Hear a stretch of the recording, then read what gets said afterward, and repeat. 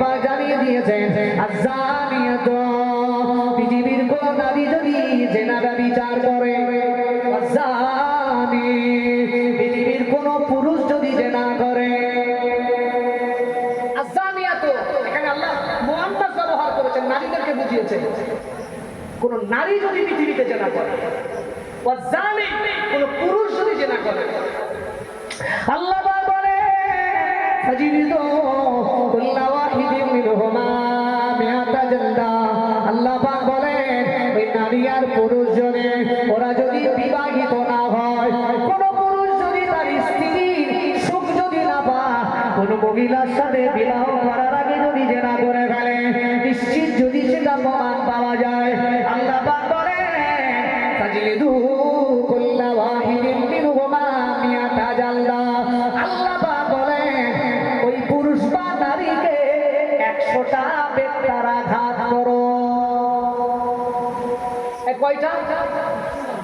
100টা। এখন যদিও শাস্তি দেয় ঘরের ভিতরে দেখা আছে হাওয়া করার মতো করে ছেড়ে দেবে, গায়ে ঢাকও বসো, এরকম চলবে? আল্লাহ বলছেন ফাজিলিদু কুল্লা ওয়াহিদিন মিনহুমা মিআতা জালদা, 100টা বেত্রাঘাত করা লাগবে। ওই জিনাকারী সে পুরুষ হোক বা নারী হোক, সে যদি বিবাহিত না করে, এটা বিবাহ যারা করে না, যারা ইয়াং থাকে তাদের জন্য, অবিবাহিতদের জন্য। আল্লাহ পাক বলে এই দুনিয়ার মানুষেরা শুনে রাখো, ওয়ালা তাখুযুকুম বিহিমা রাফাতুন ফি দীনিল্লাহ। আল্লাহ পাক বলেন এই দুনিয়ার বিচারকেরা, তোমরা যারা বিচারের আসনে বসে পড়ে যাও, আমি আল্লাহ পাক জানিয়ে দিলাম তোমরা যখন কোনো জিনাকারীদের বিচার তোমরা জানো করবে, ওই বিচারটা জানো তোমরা টাকার বিনিময়, অর্থের বিনিময়, পয়সার বিনিময় যেন দুর্বল করে ফেলো না। তোমরা যখন বিচার করবে, এই ধর্ষণের বিচার কি গ্রামের ভ্যান চালক করে? কথা বলো, গ্রামের বিচার কারা করে? যারা মোড়ল মতবাদ তারা করে না?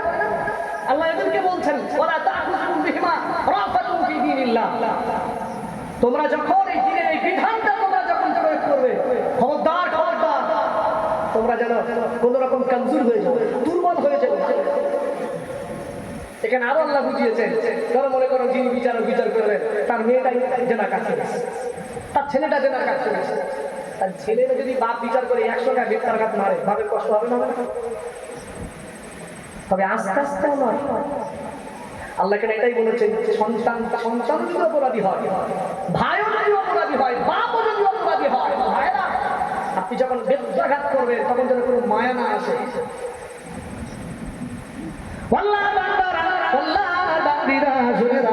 আল্লাহ পাক জানিয়ে দিয়েছেন ওয়ালা তাখুযুকুম বিহিমা রাফাতুন ফি দীনিল্লাহ। আল্লাহ পাক জানিয়ে দিয়েছেন তোমরা যখন জিনাকার মহিলা বা জিনাকারী মহিলা বা পুরুষের যখন তোমরা বেত্রাঘাত করবে, তোমাদের যেন মনে কোনো দয়া না আসে, তোমাদের মনে কোনো যেন মায়া না আসে। যার দরকার নেই 50টা বেড়ে ছেড়ে দে, 70টা বেত্রাঘাত করে ছেড়ে দে, না না না না। আল্লাহ পাক জানিয়ে দিয়েছে 100টাই বেত্রাঘাত করা লাগবে।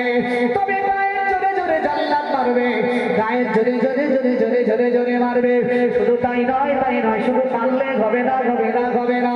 আল্লাহ পাক আয়াতে জানিয়ে দিয়েছে ওই জিনাকারী মহিলা বা পুরুষকে 1 বছরের জন্য এই এলাকা ছেড়ে চলে যাওয়া লাগবে। বিয়ে করার আগে অবিবাহিত যারা, তারা যদি জিনার কাজে লিপ্ত হয়ে যায়, এটার শাস্তি কয়টা? কথা বলে না, শাস্তি কয়টা? দুটো। একটা হলো 100টা বেত্রাঘাত, 2 নম্বর শাস্তি হলো এদেরকে দেশান্তর করা লাগবে, এই এলাকা থেকে আরেক এলাকায় তাদের তাড়িয়ে দেওয়া হবে। নবীর জামানায় ছিল দেশ থেকে তাড়িয়ে দেওয়া। এখন যদি বিয়ে করার পরে স্বামীর সুখ পাওয়ার পরে, আর কোন পুরুষ যদি স্ত্রীর সুখ পাওয়ার পরে যদি যেটা করে না, তারা যে পরকিয়া করছে, ভাইরা এদের শাস্তি কি?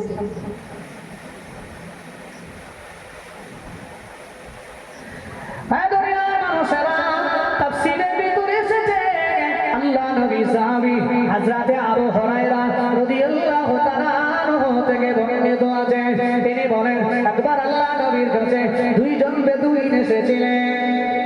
দুজন বেদুইন এসে বললেন, ইয়া রাসূলুল্লাহ, হাবিবাল্লাহ, ও আল্লাহর নবী, আমার ছেলেরা আর একজনের বাড়িতে কাজ করে, তবে সেই বাড়ি যিনি মালিক তার স্ত্রীর সাথে আমার ছেলেটা জেনার কাজে জড়িয়ে গিয়েছে।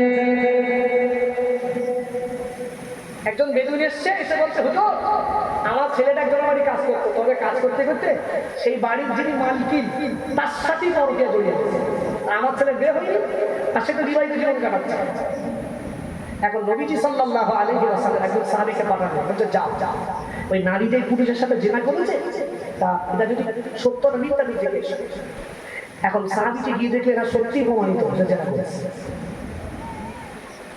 নবী আমার বললেন, ও সাহাবী, শুনে রাখো, ওই নারীটা জিনা করেছে, এটা যদি সত্য প্রমাণিত হয়, যেহেতু নারীটা বিবাহিত জীবন কাটাচ্ছে, স্বামীর সুখ পেয়ে নিয়েছে, তারপরে যেহেতু জিনা করেছে, ওর শাস্তি হলো ওকে বুক পর্যন্ত পুঁতে দাও, পুঁতে দাও, পুঁতে দিয়ে পাথর ছুঁড়ে ছুঁড়ে মহিলাটাকে রজম করে দাও, ওই মহিলাটাকে হত্যা করে দাও, হত্যা করে দাও। এটা হলো বিবাহ করার পরে যে না করলে এটা হলো শাস্তি। আজ বলো, আজ যদি আমার দেশে কোরআনের এই আইনটা চালু থাকতো, নিশ্চিত ধর্ষণ বাড়তো না, কমে যেত। কমে যেত না? এরা জানে ধর্ষণ করলেও আমার দলের লোক আছে, ফুলের মালা গলায় যে মিষ্টি খাইয়ে খাইয়ে খাইয়ে দেখতে পারতে পারে, যারা কি সম্মানের কাজ করছে। আল্লাহ নবী বলছেন, এর যেহেতু বিয়ে হয়ে তাহলে এক কাজ কাজ। এখন এর বাপ, এই ছেলেটার বাপ নবীকে বলছে, নবীজি, আমি না এক কাজ করেছি, আমি অনেক ধন সম্পদের বিনিময়ে আমি আমার ছেলেটাকে 100 বেত্রাঘাত থেকে বাঁচানোর জন্য, আমি আমার ছেলের বাঁচানোর জন্য মুক্তিপণ হিসাবে আমি অনেক উট, অনেক ধন সম্পদ ওই মালকিনের স্বামী মালিককে দিয়েছি, যাতে আমার ছেলেটাকে ছেড়ে দেয়। রাসূল বললেন, না, এটা ইসলামী বিধান নয়। ইসলামী বিধান হলো, কোন পুরুষ যদি বিয়ে করার আগে জেনা করে বা নারী যদি বিয়ে করার আগে জেনা করে, তাকে 100টা বেত্রাঘাত করা হবে। আর 100টা বেত্রাঘাত করে সে আর মারবে? এক কথা বলেন, সে আর মারবে? শেষ। তাহলে 100টা বেত্রাঘাতের বাড়ি যদি পড়ে, ওই চিন্তায় ছেলে বিয়ে আর মেয়েটার দিকে তাকাবে। আর কোনো মানুষ বিয়ে করার পরে যদি এই রজম করা হয়, এই আইনটা প্রয়োগ করা হয়, মনে হয় পৃথিবীর কোন নারী বা কোন পুরুষ পরকীয়ায় জড়াবে?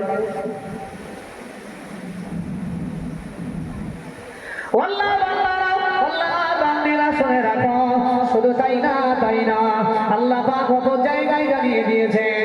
আল্লাহ পাকের কোরআন পারা নাম্বার 15 পৃষ্ঠা নাম্বার 4 আল্লাহ পাক কি সুন্দর করে জানিয়ে দিয়েছেন। সূরার নাম সূরাতুল বনী ইসরাঈল। আল্লাহ পাক বলেন, হে দুনিয়ার মানুষেরা, আমি আল্লাহ পাক তোমাদেরকে জানিয়ে দিলাম। আল্লাহ পাক বলেন, ওয়ালা তাকরাবুজ জিনা ইন্নাহু কানা ফাহিশা। হে দুনিয়ার মানুষেরা, খবরদার, খবরদার, খবরদার, তোমরা জানো জিনার নিকটবর্তী হবে না, হবে না, হবে না। ইন্নাহু কানা ফাহিশা, নিশ্চয়ই এটা হলো অশ্লীল কাজ, অশ্লীল কাজ। শুধু তাই না, আল্লাহ পাক ওই জায়গাতে পারা নাম্বার 18 পৃষ্ঠা নাম্বার 12 সূরার নাম সূরাতুন নূরের ভিতরে আমার আল্লাহ পাক জানিয়ে দিয়েছেন, কুল্লিল মুমিনিনা ইয়াগুদ্দুনা মিন আবসারিহিম। আল্লাহ পাক বলেন, দুনিয়ার পুরুষেরা শুনে রাখো, তোমরা তোমাদের চক্ষুগুলোকে নত রেখে দাও, নত রেখে দাও। হারাম জিনিসের দিকে দৃষ্টিপাত তোমরা করো না, হারাম জিনিসের দিকে দৃষ্টিপাত করো না। পরের আয়াত আল্লাহ পাক শুনিয়ে দিয়েছেন, কুল্লিল মুমিনাতি ইয়াগুদ্দুনা। এই দুনিয়ার নারীরা, তোমরা তোমাদের চক্ষুগুলোকে হারাম জিনিসের দিকে দৃষ্টিপাত করো না, দৃষ্টিপাত করো না। ওই চক্ষুগুলো যদি হারাম জিনিস থেকে বাঁচাতে পারো, নিশ্চিত ওই চোখওয়ালা মানুষটা আল্লাহর দয়া জান্নাতে পৌঁছে যাবে। আরো জোরে বলেন সুবহানাল্লাহ। দরুদ শরীফ, আল্লাহুম্মা সাল্লি আলা